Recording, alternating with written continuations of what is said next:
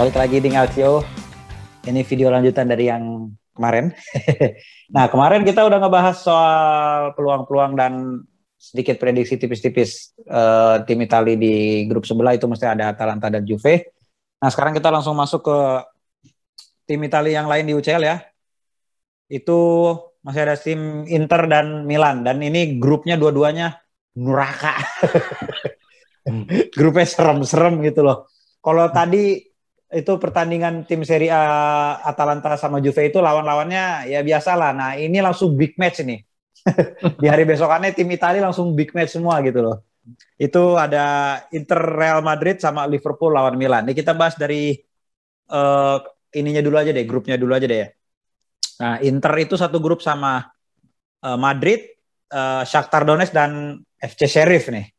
Sedangkan Milan satu grup sama Atletico Madrid, Porto dan Liverpool, grup neraka bisa dibilang dari seluruh grup di berdua nih, grup A sama grup B ya grup neraka nih. Nah, gimana nih Mas? Kita langsung ke Mas Iqbal lagi nih Mas. Lihat dari kedua tim dulu aja dah, secara grup nih peluangnya gimana Mas? Jangan bahas match-nya dulu aja. Ya dan dibandingkan kalau dibandingkan Juventus kemarin peluang Milan itu yang paling sulit di antara 4 tim Serie A ini, peluang Milan itu paling sulit gitu. Walaupun Milan itu punya nama besar ya 7 gelar juara gitu. Itu kan udah lama gitu kan. Terakhir 2007 ya, sekarang Milan lagi rebuild ya, peluangnya tipis sih untuk Milan. Tapi untuk harapan itu selalu ada gitu. Harapan Milan untuk mengalahkan lawan-lawannya. Karena Atletico Madrid juara juara La Liga. La Liga dengan skuadnya yang nggak jauh beda dari yang kemarin gitu kan. Mereka hanya kehilangan Saul Niguez, terus Antoine Griezmann balik kan. Diego Costa cabut ya? Ya Diego Costa nggak ngaruh lah. Untuk Atletico, mereka punya lebih bahaya Suarez sih sebenarnya. Ya, ada Joe Felix juga ya. Ada Joe Felix juga. Terus intinya lawan Porto sih. Kalau bisa menang lawan Porto home away itu peluang banget buat Milan sebenarnya. Minimal mereka bisa peringkat 3 lah, masuk ke Europa League kembali gitu. Ya sebagai ya kalau dilihat dari manajemen Milan kayaknya juga nggak memaksakan untuk berbuat banyak di UCL gitu. Udah masuk UCL aja udah syukur gitu kan, bisa berkompetisi gitu kan. Ya ibaratnya mesinnya mulai dipanaskan dari sekarang gitu. Mungkin bisa 2-3 musim lagi Milan udah kuat gitu, udah bisa minimal mereka bisa bersaing sampai semifinal lah gitu. Ya untuk samalah kayak tim Italia sebelumnya, peluang Milan itu masih ada gitu. Walaupun tipis gitu. Ya realistis aja deh gitu. Dan untuk Inter sendiri kalau dibandingkan Inter ini nggak tahu lah sebenarnya. Kalau dilihat dari permainan, kita bicara permainan, mungkin formasi sama dengan Conte. Tapi kalau Conte lebih pragmatis gitu. Kalau Simone Inzaghi ini lebih menghibur mainnya. Lebih kayak nyari gol gitu. Kalau Conte kan udah ada 1-2 gol, dia main ya lebih bertahan gitu kan. Kalau Simone enggak, itu kalau selagi ada peluang hajar gitu. Gas terus ya. Jadi lebih entertaining lah untuk Simone Inzaghi. Dan seharusnya di grup ini ya yang bakal mengejutkan Inter itu seharusnya cuma si Shakhtar Donetsk saja. Kan grup ini sama grup sebelumnya hanya beda 1 tim. Dari si Sheriff ini sebelumnya Gladbach ya. Ya nggak diajak dia. Ya, jadi ini kayaknya harusnya Inter bisa lah minimal peringkat 2 deh. Kalau nggak peringkat 2 kebangetan si Inter sebenarnya. Karena persiapan mereka udah lumayan gitu. Pemain-pemain yang diganti pun bisa dibilang nggak berpengaruh besar gitu. Maksudnya ya mungkin goal getternya lah si Lukaku memang berpengaruh untuk striker gitu. Tapi kalau dilihat dari pengganti yang didapat Inter, dapat striker berpengalaman seperti Dzeko, ditambah matangnya si Lautaro Martinez, terus adanya si Joaquin Correa, itu udah cukup lah buat Inter sebenarnya. ditambah dengan gaya permainan si Simone Inzaghi ini yang lebih menyerang, lebih menyenangkan buat ditonton gitu. Dan ditambah juga ada Hakan Çalhanoğlu gitu buat ya passing-passing umpan-umpan yang bagus lah buat Inter gitu. Di lini belakang pun Inter juga nggak kehilangan banyak gitu kan. Hanya Achraf Hakimi diganti dengan Dumfries, dan Dumfries pun masih belum sempat jadi starter kan. Ya, kalau dilihat bench, Darmian masih sangat bagus mainnya gitu. Pada ya kalau bisa dikatakan Inter Scudetto itu pengaruh Darmian juga sangat banyak gitu. Nggak hanya Hakimi atau si Lukaku doang, tapi Darmian itu salah satu orang yang nggak terlihat gitu, tapi perannya itu sangat penting gitu bagi Inter gitu. Ya ada juga gelandang world class seperti Barella, ya makin kuat sih Inter sebenarnya. Minimal peringkat 2 lah. Barella udah levelnya world class nih berarti ya? Ya udah top lah, udah top level dia itu. Udah bisa disejajarkan dengan Jorginho, dengan Verratti bisa lah. Oke, mantap. Tinggal menunggu tandem sama pengalaman yang lebih aja sih sebenarnya. Karena dia lebih muda kan dari Verratti sama Jorginho kan. Ya, oke. Ya paling itu aja sih, Mas. Oke, Mas Adit, gimana Mas Adit? Kalau lihat dari grupnya dulu aja lah, nih kita masih di tahap grup nih. Angker-angker gue lihat grupnya udah lemes itu pas nonton. Ya Allah, grupnya Juve ketemu grup sama mantan juara, Milan sama Inter begitu. Aduh. Ya kalau gimana Mas? Inter dulu deh. Kalau Inter sih menurut gue dengan dia itu ditukar dengan tanda kutip ya, di Shakhtar, bukan Shakhtar, sorry, Mönchengladbach ditukar dengan Sheriff Tiraspol, itu satu keuntungan juga. Paling enggak menurut gue tuh 6 poin lah mereka tuh udah harus bisa dapetin dari FC Sheriff itu. Jadi paling enggak kalau udah ada 6 poin di tangan itu, paling enggak terus abis itu lawan Shakhtar Donetsk itu paling enggak 4 poin, itu udah cukup gitu. Mau abis itu lawan Madrid kalah 2 kali pun gitu, misalnya secara matematis gitu. Tapi paling enggak ya harusnya sih, ya ini kan Simone Inzaghi juga masih kiprah, awal-awal kiprahnya di Inter, dia harusnya ini menggunain kesempatan ini untuk benar-benar kayak ini ya, memperkenalkan kepada publik Inter lah bahwa dia ini kualitasnya juga nggak kalah dari Antonio Conte gitu, bahkan dengan permainan yang lebih atraktif lah gitu. Cuma emang yang patut diwaspadai juga di Inter itu, gue ngeliat ada potensi kurangnya kedalaman di lini tengah sih palingnya. Itu kemarin kan pas di pertandingan terakhir lawan Sampdoria itu kan mereka tuh 10 pemain gara-gara jatah pergantian habis, terus si Sensi cedera gitu. Nah si Sensi ini kalau udah sekali cedera itu bisa berulang gitu, bisa sembuhnya lama dan berulang-ulang. Dan mau nggak mau mereka itu harus ngandelin yang paling bugar-bugar ya Brozovic, Barella sama Çalhanoğlu. Nah Hakan Çalhanoğlu itu mulai ini, gue bisa bilang mulai kelihatan nggak konsistennya nih. Kemarin dia dapat berapa peluang bagus buat ngegolin ke gawang Sampdoria, tapi dia nggak bisa manfaatin itu. Itu mulai kelihatan lah gitu. Dan itu yang patut diwaspadai juga. Paling nggak si Inzaghi itu harus berani ngerotasi, entah itu dia mainin si Vidal atau si Vecino atau Gagliardini gitu, berani gitu dia pasang supaya siap di match-match yang penting gitu. Soalnya kalau cuma ngandelin 3 orang itu terus jarang dirotasi, itu repot juga sih. Paling ya itu. Kalau dari lini yang lain gua rasa depan belakang belum lagi minus Eriksen juga ya Mas. Iya itu juga cukup ngaruh. Eriksen udah. Tapi kalau misalnya bicara peluang bisa lolos atau enggak dari grup ini, gua rasa sih peluangnya gede lah tetap. Ya minimal runner up lah, minimal di bawahnya Madrid. Kayak gitu. Kalau satu lagi ya Milan ya, grupnya Milan. Ya Milan.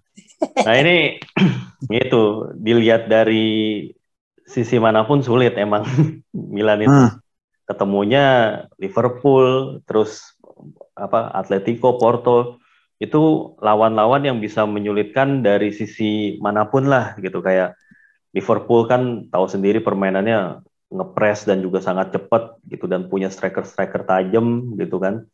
Atletico kan tahu sendiri Simeone tuh punya berbagai cara lah gitu buat mau itu counter attack kayak, mau itu ball possession kayak. Porto juga Liverpool aja bisa dikalahin sama dia gitu loh. Ya, tim yang Porto juga timnya alot banget gitu, susah untuk kalahin juga. Tapi di sini gue ngelihat Milan itu sebenarnya nggak bisa diremehin banget karena berkaca ke performa musim lalu lah waktu Milan ketemu MU waktu itu kan kayaknya sempat dibahas juga ya. Waktu Milan ketemu MU itu musim lalu ngelawan juga loh sebenarnya, nggak yang kalah kelas juga gitu. Walaupun udah lama nggak ketemu tim-tim gede, tapi ketika ketemu MU nunjukin ya nggak ada takut-takutnya gitu. Kan kekuatan menurut gue kekuatan Milan saat ini tuh lebih ke mentalnya juga gitu, yang pemain itu pada determinasinya tinggi-tinggi itu bisa ngalahin pemain-pemain yang skillnya di atas mereka gitu. Paling kalau misalnya bisa mentalitas itu mereka bawa ke Eropa gitu ya, dan pertandingan match day 3 sama 4 ini penentu nih karena berturut-turut ketemu Porto. Kalau bisa ngambil 6 poin di situ, terus luar biasa. Tinggal bisa ngambil 4 poin dari Liverpool sama Atletico, itu masih bisa lolos. Itu tapi syaratnya ngalahin Porto 2 kali dulu. Yaitu itu juga susah. Dan realistisnya gue juga setuju tadi dari Iqbal bilang, gue rasa manajemen Milan juga nggak akan terlalu nuntut harus langsung lolos gitu kan, melihat realistis juga lah nih grupnya kayak begini gitu kan, udah gitu baru pertama kali lolos juga sejak 7 tahun, jadi ya peringkat ketiga itu udah bagus, tapi lebih bagus lagi kalau coba nyuri peluang tadi lewat peringkat kedua gitu sih. Oke, Dok. Nih 2 tim kesian nih Dok, grupnya Dok. Gimana Dok? Inter masih lebih mending lah Dok, Milan Dok, gimana Dok? Gue sebagai Milanisti percaya kalau Milan tuh gak akan lolos. Iya. Aduh. Kayaknya kan susah lolos ini sih untuk ke tahap berikutnya karena ya realistis aja lah, Atletico Madrid, Liverpool, dan Porto juga bukan tim kaleng-kaleng ya. Porto lagi. Bukan tim setengah-setengah jadi kayak macam Zenit gitu kan. Nah, kalau Milan sih iyalah ini mau jadi ajang untuk Milan ngebiasain diri masuk Liga Champions aja sih menurut gue, buat membangun mental untuk pemain-pemainnya, dan nanti kalau bisa dapat peringkat 3 ya nanti tempur lagi di WL. Nah, kalau Inter sih kalau nggak lolos kita ceng-cengin aja, kita hajarin. Iya. Bener-bener dah gue gak ngerti lagi asli kalau misalnya kagak lolos. Kita hajarin aja di dunia maya nih. Karena menurut gue Inter itu emang kehilangan banyak, justru masuknya juga banyak juga, terus juga skuadnya kayak penuh gitu loh. Masih tebal lah ya. Iya, skuad yang cocok buat 3 kompetisi, nggak ada alasan lagi. Menurut gua. Ngeliat di cadangannya aja ada nama Sensi gitu loh. Iya. Terus Darmian, kalau Dumfries sudah main, cadangannya Darmian gitu kan. Terus juga tengah-tengahnya penuh. Ya mungkin backnya doang ya, backnya doang. Kagak sama Handanovic ya.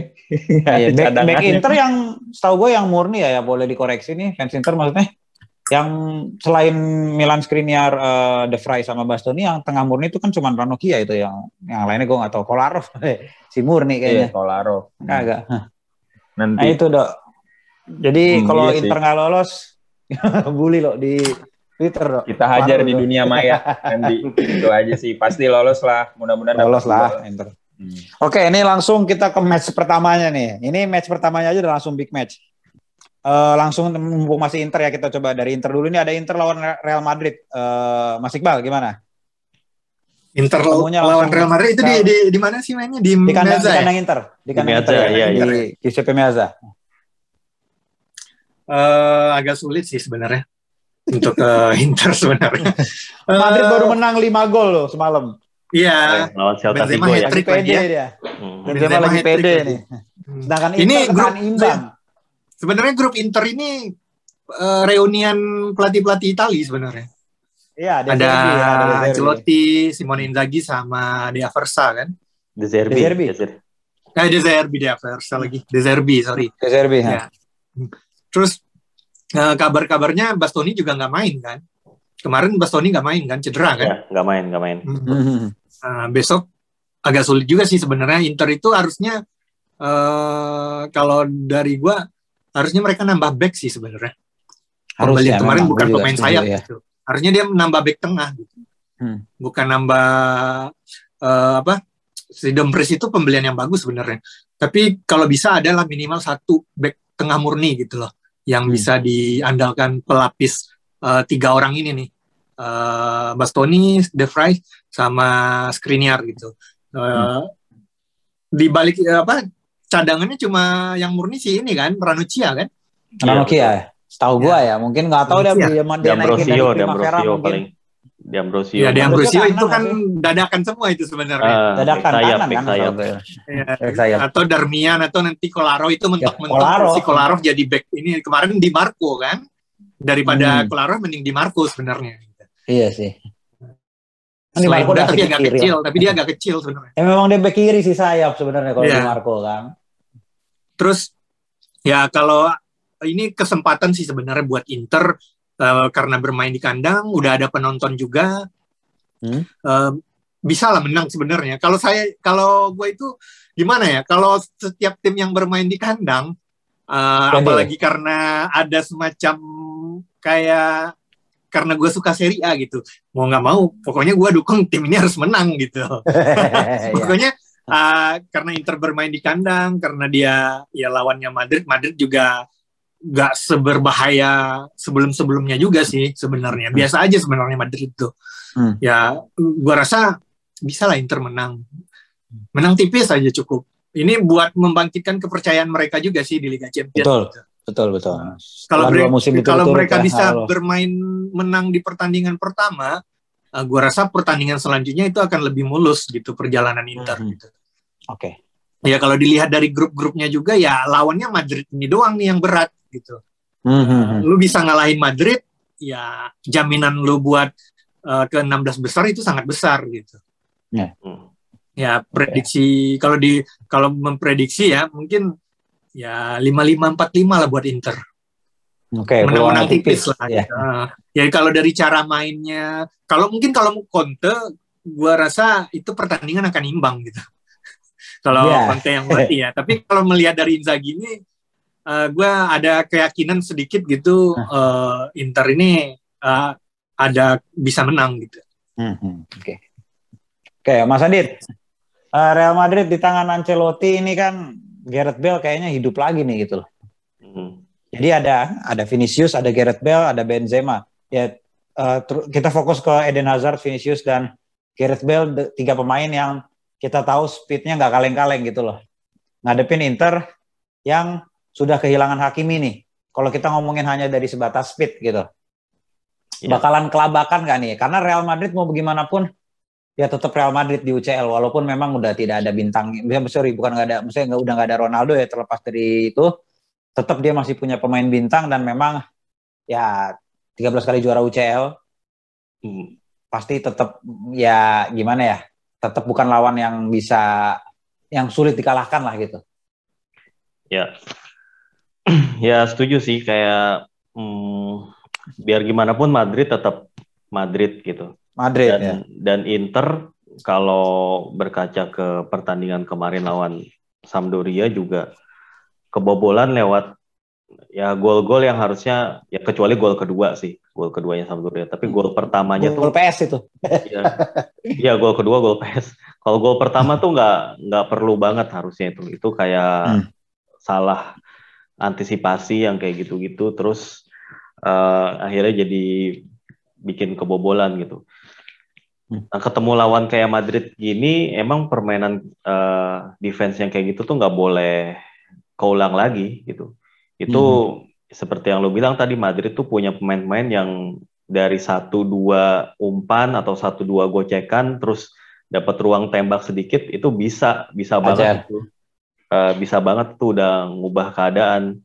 itu Bale, Benzema, si Vinicius, atau tengahnya juga kan dari dulu tuh udah berarti udah dari zaman kapan itu trio si Casemiro, Kroos, Casemiro, Modric. Kroos sama Modric itu, dan masih belum ada tanda-tanda kelihatan menurun gitu. Iya, setuju gue. Masih mereka gitu, dan kalaupun misalnya satu nggak main itu masih ada kayak Isco, masih ada siapa Federico Valverde lah, gitu. Asensio. Iya, masih ada Asensio untuk di depan gitu. Artinya juga walaupun Madrid itu udah nggak ada Ronaldo, terus Eden Hazard juga udah usianya juga udah tua juga. Vinicius juga masih mainnya angin-anginan gitu. Tapi mereka masih punya sosok-sosok leader lah, kayak Benzema, masih ada Marcelo juga gitu. Nah, itu yang dan UCL itu udah kayak ini sih, udah kayak tempat apa ya, kayak habitatnya Real Madrid. Iya, udah. Nah, gue rasa sih ini masih kayak punya dia lah itu. Ya kayak apa ya? Ya gue rasa sih kalau apa ya tetap maksudnya kalau ngelihat wakil Italia ya berharap bisa menang gitu sebetulnya Inter lawan Real Madrid. Tapi menurut gue kalau besok gitu ya, terutama juga ngelihat kondisi pemain Inter yang tadi gue bilang lini tengahnya juga agak-agak struggling, itu gue rasa sih imbang juga sih paling enggak. Tapi asal jangan kalah aja, imbang lah. Oke, Dok. Tadi sempat disinggung sama Mas Iqbal kan kalau Inter dengan di bawah Inzaghi ini permainannya justru lebih atraktif, lebih menyerang, lebih nyari gol lah gitu. Nah, akan ngadepin Real Madrid yang dalam satu bursa transfer kehilangan Ramos dan Varane sekaligus nih. Jadi sisa cuman si Alaba sama yang inti itu si Nacho Fernandes ya setahu gue. Iya benar. Nah itu dengan gaya main Inter sekarang, Dok, kira-kira peluang Inter buat menang tuh gede apa enggak sih, Dok, menurut Dok? Gue sama kayak Mas Iqbal sih, antara seri atau menang tipis lah. Karena tengahnya Madrid kan emang ada Camavinga yang baru kan? Oh iya, Camavinga ya, betul. Yang muda itu kan. Cuma belum tentu ngasih impact ngasih itu. Iya, tapi overall kalau tengah Inter tengahnya kelas dunia menurut gue, udah kelas dunia ya. Iya, dengan ada Barella. Inter kan? Ada Barella kan, bener-bener yang elevate the game gitu kan, Barella kan. Yeah. Nah, mudah-mudahan main tuh. Terus juga dari sisi lini belakangnya, ini kan Madrid nih tim baru ya, maksudnya bener-bener mereka terbiasa dengan Ramos, mereka terbiasa dengan selalu ada suntikan bintang satu tiap tahun gitu kan. Ini kan ya bintangnya mereka tambahan nih Camavinga sama Alaba lah gitu. Tapi gue masih belum bisa ngelihat pengganti Ramos sih. Nah itu salah satu inti nanti kenapa gue bisa dukung Inter, karena ya gitu, Inter itu udah jadi oppositionnya opposite-nya Madrid gitu, karena Internya bener-bener nyerang total kan. Inter nyerang total kan, gaspol. Nah itulah yang gue pengen lihat, dan gue harap sih Inter bisa maksimalin ya, dengan Zeko jadi tower di depan, terus tiba-tiba dari second line datang Barella, dan back-backnya yang maju dengan Calhanoglu nanti mungkin dengan long shoot-nya. Gue harap sih bisa dimanfaatin sih. Itu menang tipis lah menurut gue. Oke. Jadi kita semua pede lah ya, Inter menang lah ya lawan Madrid ya. Pede aja dulu. Gue juga sih. Gue sih lihat gaya mainnya Simone Inzaghi sih memang pede sih, karena serem sih nyerangnya, apalagi kejutan dari kayak Madrid banget. Enggak, apalagi kan Korea itu dari kemarin itu apa ya? Maksudnya dia dari sub masuknya, cuman impact-nya tuh wow gitu loh. Dan semoga sih bisa ngagetin Madrid ya gitu. Dan Inter sendiri juga pemain-pemainnya walaupun minus Lukaku dan Hakimi, tapi mereka pemain-pemain itu udah terbiasa di UCL lah gitu loh. Maksudnya udah mulai udah masuk UCL berapa kali kan. Jadi kayaknya lebih nggak demam panggung lah gitu. Nah dibanding tetangganya nih langsung ketemu Liverpool dan di Anfield kan. Nah loh, ketemu di Anfield, ketemu dengan Liverpool nih Mas Iqbal, gaya main Liverpool yang gegenpressing dengan trio Salah, Firmansyah itu ya, Firmino, Mane, Salah, ditambah lagi sekarang ada daya gedor lagi itu sama si Diogo Jota, sorry.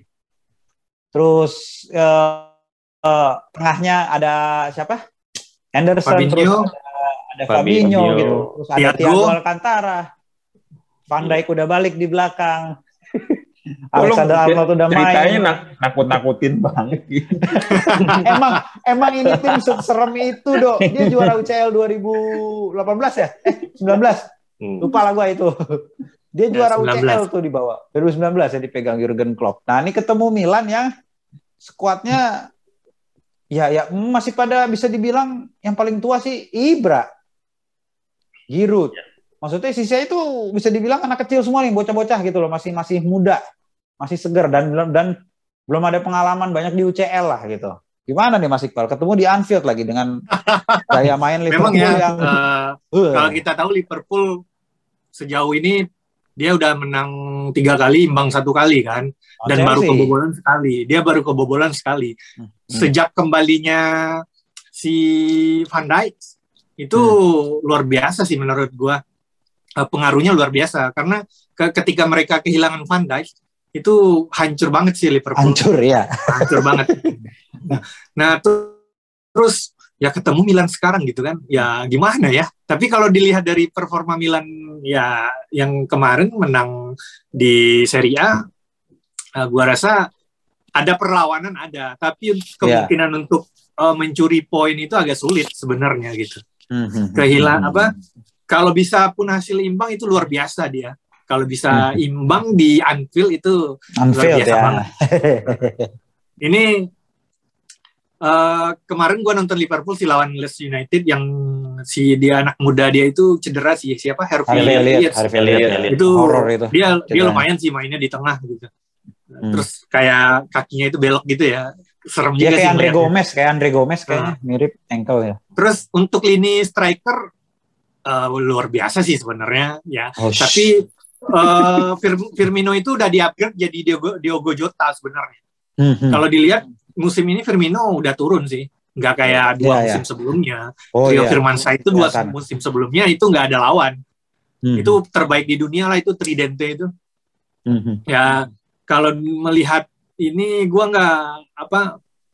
gue selalu merasa optimis aja sih sebenarnya. Apa yang dilakukan karena gue yakin kejutan itu pasti ada gitu. Gue nggak tahu sih nanti permainannya akan seperti apa gitu. Tapi dari masing-masing tim ini mereka punya hasil yang sangat positif keduanya gitu. Milan pun juga selalu menang dan baru sekali kebobolan gitu kan. Begitu juga Liverpool baru sekali kebobolan gitu. Gue melihat dari sisi Milan, gue sangat senang lihat Tomori sama duetnya dengan Kjaer ini. Gue sangat ada merasa kenyamanan gitu ketika melihat Milan mereka main di lini belakang itu ada kenyamanan gitu. Intinya nanti lah ya. Nah, dan kita juga nggak bisa memandang sebelah Sandro Tonali. Itu penampilan dia selama 3 pertandingan ini luar biasa sih. Ditambah di timnas Italia juga mainnya juga udah mulai kelihatan gitu, mulai padu, mulai melihat dia kayak ada keyakinan di dalam diri dia datang ke Milan dengan gaji segini, dengan kontrak segini dia siap gitu. Bahkan dia yang menawarkan diri, maksudnya dia yang meyakinkan diri kalau dia ingin di Milan gitu kan. Itu kan udah auranya udah beda gitu. Udah dibandingkan pemain yang masih bermasalah dengan gaji atau apa gitu kan. Itu mainnya pasti beda gitu. Walaupun anggaplah kita bandingkan dengan Casey memang sekarang kayaknya lebih hebat gitu dari si Tonali gitu kan. Tapi dari segi mentalitas dan segi di luar hal tersebut gitu, Sandro Tonali lebih positif gitu. Karena si Casey sedang negosiasi gaji gitu kan, jadi secara tidak langsung psikologinya akan ngaruh terganggu sih gitu. Akan terganggu gitu. Ya akhirnya kemarin nendang penalti ketinggian kayak gaji yang dia minta. kena mister ya. Iya, ketinggian kayak gaji yang dia minta itu. Ya jadi kalau menurut gua pertarungan lini tengah Milan oke juga sih sebenarnya dengan Liverpool nanti, karena Liverpool lini tengahnya juga nggak se-strong. Kehilangan Georginio Wijnaldum itu ngaruh juga sih sebenarnya. Paling Fabinho lah. Henderson pun cadangan kemarin kan. Tapi kayaknya dia kayaknya dia bakal starter deh. karena Elliot udah cedera kan. Ya optimis lah gitu. Minimal hasil imbang. Yang penting disiplin aja nanti sama si Theo, jangan terlalu banyak maju lah gitu. Itu agak riskan sebenarnya. Soalnya di sisi itu ada Alexander Arnold gitu. Ya, itu sama Mo Salah karena juga. Wah, itu Alexander Arnold sih kalau gua pribadi itu salah back kanan terbaik di dunia lah. Setuju. Itu luar biasa sih dia free kick jago, umpan crossing ngeri. Yang agak turun mainnya di sisi kirinya Liverpool. Kalau gua lihat dari pertandingan Leeds United itu mainnya rada hati-hati gitu. Itu bisa dimanfaatin lah dengan lawannya si Calabria gitu. Karena Robertson kan dia sempat cedera kan di awal musim. Itu ngaruh sih sebenarnya. Kayak si Robertson ini mainnya hati-hati gitu. Lebih ke hati-hati mainnya gitu. Ya paling itu aja sih untuk lini depan ya. Gue nggak tahu sih gimana cara ngadepin si Salah sama si Mane ini sama Diogo Jota. Ya diserahkanlah kepada Simon Kjaer lah. Liverpool juga di kiri kan ada kejutan. Tapi gue juga mau Simikas. Tapi gue mau juga mention kiper Milan sih, keren banget sih menurut gue si mainnya ini. Beda banget sih dari Donnarumma. Mereka sama-sama hebat, tapi dari segi pengalaman cara mereka main itu beda banget sih. Gue lebih sekarang melihat si Maignan ini lebih seneng lihat mainan ini dibanding Donnarumma sebenarnya gitu. Oke, Mas Adit. Musim lalu Atalanta bisa ngalahin Liverpool kok 1-0. Iya benar. Maksudnya kita ngomongin soal gaya main nih kan, kita lihat pas Milan kemarin lawan Lazio, Milan main pressing yang cukup tinggi gitu loh, sampai bahkan Romagnoli dan Tomori itu hampir ada di tengah lapangan gitu loh pas nge-pressing. Nah ini kan memang salah satu cara menghadapi tim yang pressing itu kan juga ya main pressing balik gitu loh. Karena kalau main long ball kayaknya kan udah mulai kebaca lah. Mereka makanya bikin formula yang namanya counter press gitu loh maksudnya. Counter attack jadi counter pressing lah namanya kayak gitu. Nah, ini kira-kira ngelihat Milan main lawan Lazio kemarin dengan gaya main kayak gitu, ketemu Liverpool yang memang udah bisa dibilang khatam banget lah soal gegen pressing gitu ya, soal counter pressing itu, kira-kira bisa nggak Milan ngasih permainan yang sama kayak pas lagi lawan Lazio, pas lawan Liverpool nanti? Ya itu menurut gue salah satu kunci sukses Milan bisa bikin Lazio itu nggak berkembang sama sekali kan karena pressingnya yang intens banget gitu, hampir sepanjang pertandingan, dan ngepresnya tuh dari depan, dari mulai pemain-pemain Lazio itu nguasain bola dari belakang itu udah dipres abis gitu, dan pressingnya itu berlapis, jadi dari mulai strikernya ngepres, gelandangnya juga, terus backnya juga naik jauh gitu. Tapi itu dengan catatan, nah pemain-pemain Lazio itu nggak sebagus pemain-pemain Liverpool lah dalam nguasain bola. Ya, ini kita ngomongin pemain kayak Virgil van Dijk gitu yang udah kalau megang bola tuh dia udah bisa langsung passing jauh, akurat gitu. Nah kemarin pemain Lazio itu nggak ada yang bisa passing akurat ya jauh gitu. Itu paling bedanya. Artinya dari sisi ball retention ya, kita ngomong ball retention, pemain-pemain Liverpool tuh jauh di atas Lazio yang jelas. Jadi ini bakal jadi tantangan yang lebih berat lah buat Milan gitu ketimbang waktu ngelawan Lazio. Apalagi Lazio kan juga sebetulnya kemarin itu belum kebentuk-bentuk banget lah mentalnya di tangan Sarri karena baru awal-awal. Nah sementara Liverpool di tangan Jurgen Klopp ya tahu sendiri, dari permainan, dari mentalnya itu udah jadi lah gitu. Naik ya. Ini bakal jadi ini sih ujian yang mungkin sepanjang gua rasa sih ya, sepanjang karirnya Pioli di Milan ini paling berat ini ngadepin timnya Jurgen Klopp di Anfield ini. Tapi kalau misalnya si Pioli itu bisa lulus ujian ini gitu, itu pasti dia bakalan banyak ya pengamat terutama pengamat Liga Inggris itu yang langsung nyebut nama dia gitu.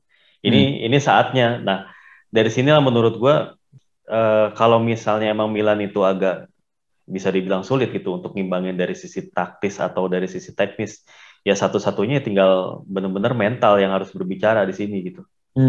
Satu-satunya yang bisa bikin Milan itu mencuri poin lah gitu ya. Dan ini punya modal juga dari pemain kayak Ibra, ya Simon Kjaer gitu, itu yang berpengalaman. Giroud. Ya, terus Olivier Giroud juga udah harusnya sih udah bisa tampil ya. Terus pemain-pemain yang benar-benar lagi termotivasi kayak Calabria, Tonali. Ya cuman asal harus benar-benar disiplin aja sih. Karena Liverpool itu kan sangat bagus dalam umpan-umpan silang, dalam umpan long pass gitu. Terus pemainnya juga bisa nyetak gol dari pakai berbagai cara lah. Ya itu tadi benar kata Iqbal juga, Theo jangan terlalu banyak naik lah gitu. Ofensif ya. Si Mo Salah sama Trent itu bisa merajalela di situ. Paling gitu aja sih ya. Oke. Nah, Dok, Liverpool ini kan ada Jota, ada Firmino. Walaupun memang gue setuju juga sama Mas Iqbal, Firmino udah menurun dibanding 2 musim lalu. Tapi Jurgen Klopp tuh punya satu kejutan yang gue pernah lihat. Dia pernah menggunakan formasi 4-2-3-1 di mana depan sendiri itu Diogo Jota dan trio Firmansyah di belakangnya. Jadi sangar banget itu 4 di depan. Nah itu kan bisa jadi kejutan juga tuh. Mungkin dia main kayak gitu, dia mencoba bereksperimen, dan karena memang dia mau ngelihat Milan main pressing lawan Lazio kemarin kayak gitu, bisa jadi dia akan makin mau ngepres nih. Nah itu kira-kira menurut lu kejutan-kejutan kayak gitu tuh kira-kira Milan tuh siap nggak sih, Dok? Siap nggak siap, harus siap ya. Lu main di Champions League. Lagi pula kalau Firmino gue lihat kayaknya masih cedera ya. Nggak tahu sih itu bener nggak sih datanya. Kurang tahu sih gue nggak. Ya kalau kita taruh Diogo Jota lah. Sebenarnya yang gue paling seru nanti kalau Ibra lawan Van Dijk sih. Nanti itu kayak apa ya? Kayak lu kalau di basket tuh kayak permainan tinggi lawan tinggi tuh kayak center lawan power forward tuh seru banget gitu. Kayak bener-bener taktis aja lo adu badan. Nah, ya. Tapi ya gue obatnya Muhammad Salah tuh apaan di Milan gue nggak tahu nih nanti nih. Salahnya bengong dari kiri ngebut, ereking dari kanan. Maksudnya kayak kiri kanan ada nih gitu. Masalah buat Milan itu. Kalau tengahnya Milan kuat ya. Maksudnya Kier sama Tomorinya juga udah padu. Tapi untuk ngelawan RX King ini masalahnya nggak satu RX King-nya gitu. Kalau lo kayak tim Liga Itali, kalau lawan tim Itali mungkin ada satu yang ngebut gitu kan. Sisanya biasa aja. Ini 3 RX King semua gitu. Siapa yang bakal ngekor gitu aja sih. Makanya masih disiplin nih. Back sayap Milan. Ada kan Calabria, kirinya Theo kan. Nah, itu sih kalau tengah gue masih bisa bilang Milan masih bisa ngimbangin lah. Pemain tengahnya, gue yakin banget pemain tengah itu. Tinggal resep ketika second line maju nih kayak Arnold, terus dari Salah tiba-tiba umpan silang ke atas lagi ke Mane, kayak gitu-gitu tuh Milan tuh. Mudah-mudahan jangan terlalu percaya diri dengan maju-maju terus lah. Itu aja. Mudah-mudahan sih bisa sebagai Milanisti gue bisa teriak. Ya, oke. Udah lewat padahal masih ngaku Milanisti gue. Yoi. Jadi memang ya kalau ngelihat peluang Milan ya kita berdoa aja lah yang terbaik untuk tim-tim Itali gitu. Jadi itulah match day pertama tim-tim Serie A ya. Ya memang pasti kebanyakan orang akan menunggu yang match ini ya karena big match ya, Inter Madrid dan Liverpool Milan. Dan ini Mas Iqbal nih, Liverpool ini kan tahu sendiri kan, Anfield itu angkernya bukan main. Bahkan Jurgen Klopp tuh sempat punya rekor tidak terkalahkan di Anfield berapa pertandingan lah, gue sampai lupa itu. Dan terus juga pernah punya rekor di Van Dijk-nya yang berapa kali pertandingan nggak bisa digocek. Lihat rekor-rekor itulah Liverpool dan Jurgen Klopp itu Anfield seseram itu, Mas Iqbal. Gimana Mas Iqbal nih, perlu ditakutin atau enggak? Ya sebenarnya kan kalau di sini jatuhnya Milan itu nggak diunggulkan gitu kan. Ya.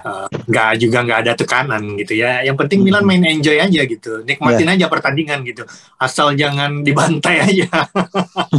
Kalau dibantai bahaya gitu. Itu ngaruhnya ke mental soalnya gitu kan. Iya benar. Tapi kalau kalah 2-0, 3-0 tapi Milan bisa menyulitkan Liverpool itu sebuah keuntungan gitu.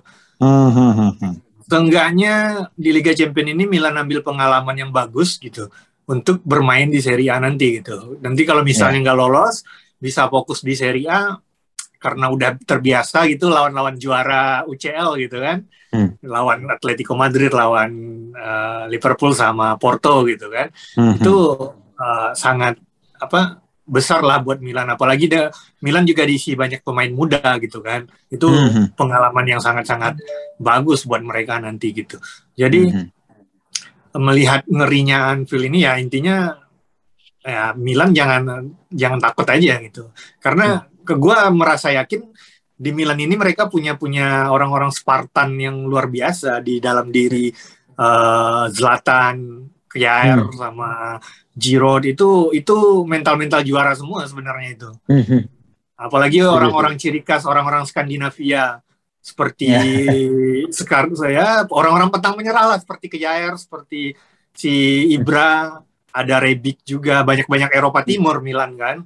Ya gue merasa di sini memang ada rasa pesimis Milan untuk sulit gitu untuk tidak menang. Tapi kejutan itu akan selalu ada gitu. Oke. Gitu. Mungkin ya nggak diunggulkan. Ya siapa tahu, seenggaknya ini yang penting main enjoy aja gitu, nikmati pertandingan, bermain sedisiplin mungkin gitu kan. Ya ini juga melihatkan gimana sih si Stefano Pioli gitu sebagai seorang pelatih. Betul kata Mas Hadi tadi, ini adalah pertandingan pertama, ujian terberat lah untuk pertama kalinya Milan gitu loh. Karena ya setelah 7 tahun nggak main di UCL, terakhir main di UCL pun Milan dibantai kan sama Atletico Madrid. Iya. Itu masih ada Kakak Mas ya, itu Kakak balik kan? Kakak balik ya. Ada Adel Tarap kalau nggak salah gitu. Iya benar. Oke lah. Ya gitulah kira-kira ya untuk UCL Itali, maksudnya tim-tim Itali di UCL. Ya nggak tahu lah gimana dah. Yang penting kalau bisa lolos semua lolos, kalau enggak ya udahlah mau gimana. Oke.